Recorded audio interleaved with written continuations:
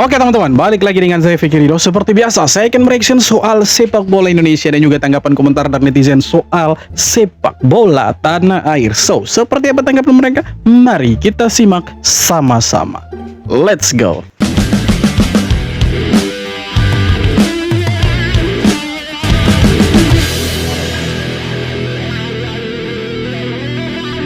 Timur Kapadze siap latih timnas Indonesia.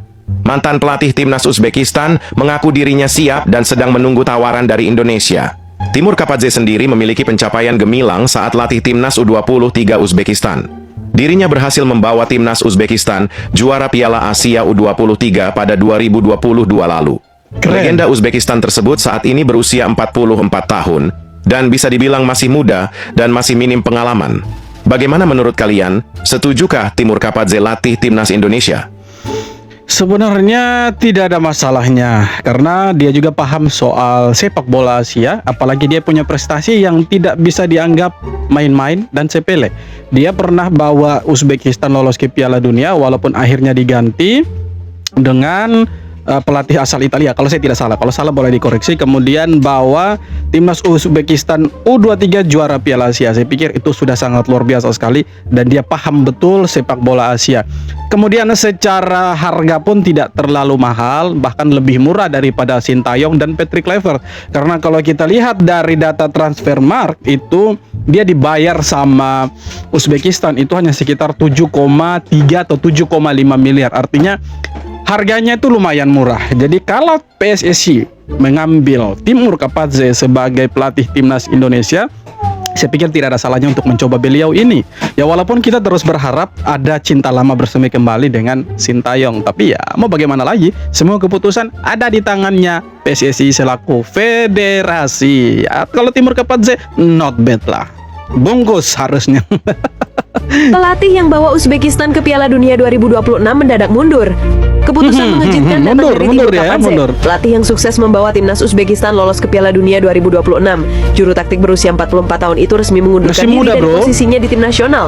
Kapadze yang sebelumnya turun jabatan menjadi asisten pelatih Fabio Cannavaro memutuskan mundur meski tengah berada di puncak karirnya. Padahal di bawah asuhannya, timnas Uzbekistan tampil luar biasa dengan deretan prestasi gemilang.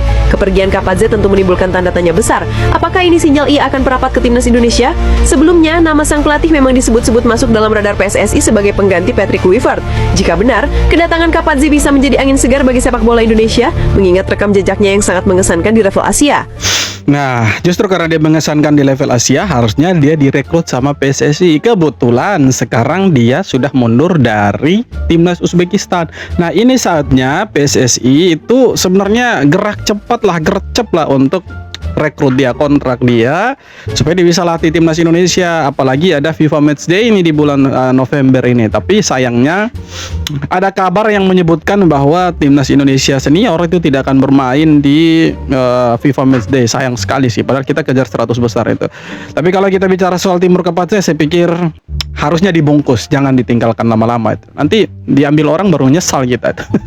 Timur Kapadze sudah pisah dari timnas Uzbekistan. Statusnya sekarang bebas. Pengalaman ada, bukti kerja ada. Dia bawa Uzbekistan tembus Piala Dunia 2026. Karakter Kapadze tegas. Pola main Uzbekistan di era dia rapi, transisi cepat, disiplin posisi, nggak banyak drama, fokus pada struktur, dan itu yang sering hilang di timnas kita. Tapi masalah terbesar bukan pelatih, tapi PSSI. Federasi harus kasih wewenang penuh. Jangan pelatih disuruh kompromi pilihan pemain atau gaya main. Kalau mau hasil harus berani konsisten. Kalau kata gua mah cocok sih Kapadze ini. Punya identitas sepak bola jelas, bukan nama besar, bukan figur populer. Yang penting arah dan eksekusi. Pertanyaannya, lu setuju nggak nih kalau Kapadze latih timnas Indonesia? Apalagi dengan materi pemain yang ada sekarang, saya pikir aduh ini Klopp ini bagus sebenarnya nih, cuma ya aduh again and again PSSI mau tidak kan begitu. Pemain Persib Bandung, Adam Alis, diserang netizen Malaysia. Akun Instagram Adam Alis dihujani komentar negatif dari supporter Upin Ipin. Hal itu karena video Adam Alis yang ditilang polisi viral di Malaysia. Padahal dalam video tersebut tidak ada kegaduhan atau merendahkan pihak manapun. Tapi entah kenapa netizen dokumen palsu menghina pemain Persib Adam Alis, mulai dari suku. Jadi begitulah teman-teman. Teman-teman dari Malaysia ini agak sedikit ekstrim sih sebenarnya. Kalau mereka yang menghina kita, ya boleh. Tapi kalau kita yang agak sedikit mengkritik mereka itu tidak boleh. Agak sedikit terbalik sih sebenarnya. Tapi kalau kita mau lihat, memang Adam Alis dan juga teman-temannya di dalam mobil itu tidak ada satu kata pun yang secara tegas, secara eksplisit itu menghina polisi Malaysia.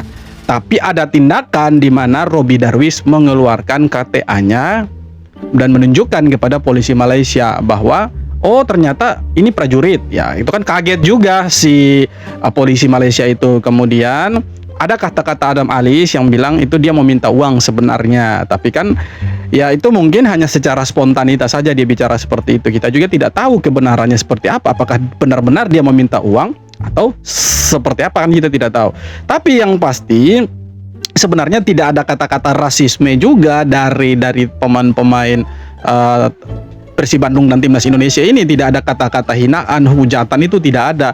Tapi ketika itu viral di Malaysia, ya justru orang-orang Malaysia sekarang yang rame-rame mengkritik, bahkan menghujat, menghina, rasis, mencaci maki pemain-pemain Persib ini. Jadi saya pikir ya kita harus bijak-bijak juga melihat persoalan ini. Ya kan kita sudah melihat juga ada klarifikasi juga dari Adam Alis. Dia bilang bukan tidak ada paspor, ada paspornya, tapi lagi dipegang sama ofisialnya Persib untuk beli tiket untuk pulang ke Jakarta, ke Indonesia. Jadi kalau ada yang bilang loh, oke, negara orang tidak bawa paspor, kemana-mana harus bawa paspor, bukan begitu. Mereka itu paspornya lagi ditahan untuk beli tiket. Jadi tidak benar kalau mereka tidak bawa paspor. Tapi ya kalau kita mau lihat kembali lagi mereka tidak ada kata-kata hinaan, mengeluarkan kata-kata hinaan, hujatan, makian terhadap polisi Malaysia itu. Tapi ya orang-orang Malaysia menghujat mereka habis-habisan. Ya sebenarnya tidak fair juga sih. Ya harusnya bijaklah melihat persoalan itu. Seharusnya begitu. Polisinya tuh lagi patroli mungkin nyari bobotoh kali ya di situ ya. Ya mungkin nyari bobotoh kali ya. Mungkin ada keramaian-keramaian takutnya kan. Nah polisinya itu si Sadil mapsnya itu mati juga, jadi ngawur gitu, arahnya ngawur. Oke, di sini ada klarifikasi lagi. Ada mereka pakai maps dan HP-nya itu mati, jadi mapsnya itu ngawur. Jadi wajar kalau mereka itu salah jalan karena mereka pakai maps. Jadi ya tidak sepenuhnya salah mereka juga. Oke, kita lanjut. Jadi kayak lawan arah gitu. Nah, terus pas banget ada polisi. Itu baru mau belok kiri. Iya. Kita mau putar lagi kok. Ngawur, salah jalur. Akhirnya suruh berhenti. Suruh keluar dulu. Kalau gitu suruh putar balik aja ya, maksudnya. Iya. Ngomong gitu. Padahal kan bukan jalan raya kan? Iya, maksudnya belum ke jalan raya dan kita juga belum sempet ngelawan juga, baru juga nongol. Oke, belum sempat mau lawan arah juga, baru juga mau jalan, mau nongol. Tapi ini dibesar-besarkan lah sama teman-teman Malaysia nya. Aduh, bagaimana sih? Negara dengan pemalsuan dokumen itu. Saudara, saya mohon pihak Kementerian Dalam Negeri beri perhatian dekat video ni. Sebab maruah rakyat Malaysia sekarang tengah tercalar, hati tengah terbakar. Geram rentetan isu yang baru berlaku. Seorang pemain bola Indonesia terkenal datang ke Malaysia. Mereka ni pandu lawan arus. Kebetulan waktu tu ada polis dan mereka pun kena tahan. Polis pun minta pengenalan diri, tapi mereka tak bawa. Polis minta pengenalan diri, tapi mereka tak bawa. Oke, itu menurut konten kreator dari Malaysia. Oke, next kita lanjut dulu. Oke. Mereka tak tahu Malaysia ni kalau sesiapa gagal tunjuk pengenalan diri apabila diperiksa, polis boleh tangkap waktu tu juga tanpa perlu orang tangkap. Boleh kena penjara, boleh kena denda. Jelas. Kat situ ada dua kesalahan. Tapi yang buat rakyat Malaysia geram tu Polisi Upin Ipin masuk kali nih, polisi Upin Ipin. Oh, mereka geram karena ada kata-kata polisi Upin Ipin. Ya kan Upin Ipin dari Malaysia. Iya kan, polisi Upin Ipin. Betul, Upin Ipin kan dari Malaysia. Itu film animasi dari Malaysia. Apa salahnya dibilang begitu? Iya kan? Kalau mereka bilang kita Konoha dan lain sebagainya kan kita terima-terima saja. Loh gimana sih? Giliran dibilang Upin Ipin tidak terima. Iya kan? Tapi kan sebenarnya Upin Ipin ini dari Malaysia. Kalau mereka bilang kita Konoha itu kan fiktif. Itu ada di Naruto, bukan di Indonesia.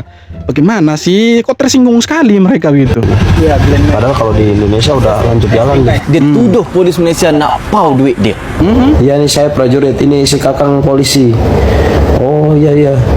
ya jangan ini lawan arah ini, langsung sok-sok baik gitu polisinya, padahal dia udah minta uang itu. Dia berani tuduh tu sebab dia tak tahu polis Malaysia ni wajib pakai kamera dan mikrofon di badan. Bermakna memang tiada ruang untuk pau duit kalian. Jadi tolonglah Kementerian Dalam Negeri ingatkan mereka bahawa anggota polis Malaysia bukan watak animasi yang boleh dipersendakan, dan ingatkan mereka bahawa lain negara lain tatanya. Masuk kandang kambing mengembek, masuk kandang kerbau menguak. Maka kalau datang sebagai tetamu, beradablah sebagai tetamu. Jangan biadab. Ini Malaysia, undang-undang Malaysia bukan boneka untuk ditipu, bukan hiasan untuk disapu, dan maruah polis Malaysia bukan lantai untuk kamu calar sesuka hati kamu.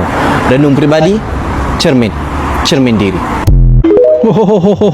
Rame nih, rame. Oke, mari coba kita ulik satu-satu.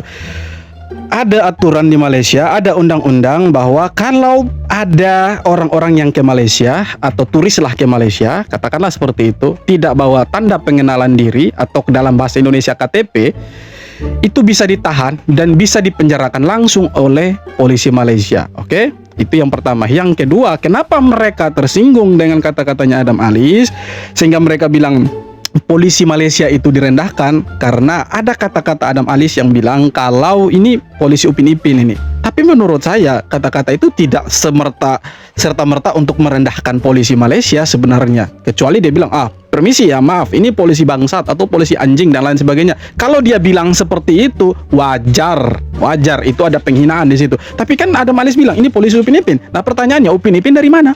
Kan Upin Ipin dari Malaysia juga. Iya kan? Lah kalau orang-orang Malaysia bilang kita orang-orang Konoha, polisi Konoha dan lain sebagainya, intinya ada Konoha lah yang mereka sematkan ke kita biasa-biasa saja. Walaupun Konoha itu tempat fiktif yang ada di anime Naruto, kita ya fine-fine saja. Kalau kita bilang mereka Upin Ipin, mereka marah-marah, mereka bilang itu merendahkan. Lah merendahkannya di mana? Bintang Persib Adam Alis dihujat Malaysia, video dengan polisi jadi bumerang besar. Setelah laga Persib versus Selangor, Adam merekam momen dihentikan polisi dan bagikan ke media sosial. Apa yang dianggap konten ringan di Indonesia, di Malaysia jadi kontroversi. Publik marah dan desak tindakan tegas. Bahkan media lokal angkat besar-besaran. Adam kini viral tapi tengah jadi sorotan panas. Bintang Ya kita tunggulah nanti ini klarifikasi dari pemerintah Indonesia seperti apa, dari Persibnya, dari pemainnya, kemudian dari pihak Malaysianya bagaimana. Kita menunggu saja. Tapi intinya ya sudahlah, jangan terlalu dibesar-besarkan lah. Ini hal biasa lah. Sebenarnya abang-abangan, adik-beradik itu ya sebenarnya ya hal biasa lah begitu. Tidak usah terlalu dibesar-besarkan lah. Karena saya pikir ya ada juga kok orang-orang Malaysia yang menghina Indonesia tapi ya dianggap biasa saja. Toh ini tidak ada kata-kata, satu kata pun mereka menghina Malaysia kok. Tidak ada bilang Malaysia ini, Malaysia itu, kata-kata makian, cacian tidak ada.